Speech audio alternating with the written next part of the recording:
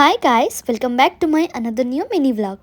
তোমরা কি দেখে বুঝতে পারছো আমি কোথায় এসেছি? আমি এসেছি বারুণী স্নানে। তোমরা যদি বারুণী স্নানের ব্যাপারে কেউ জেনে থাকো তাহলে আমাকে কমেন্টে অবশ্যই জানিও। চলো তাহলে গল্পটা শুরু থেকে বলি। আমি, মা, মামা আর দিদুন আর ভাই মিলে চলে এসেছি মামার বাড়ি জলপাইগুড়িতে। এখানে বারুণী স্নানের বড় মেলা হয়। দেখতে পাচ্ছ একবার ভিড়টা। ভেবেছিলাম সকাল সকাল আসবো, কিন্তু সেটা আর হয়ে উঠলো না।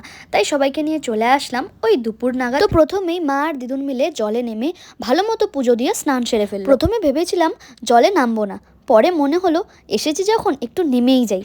তোমরা কি কেউ ক্লাস 10-এ কোনি পড়েছিলে? ওই যে সেই গল্পটা যেখানে একটা মেয়ে খুব ভালো সাঁতার কাটতো।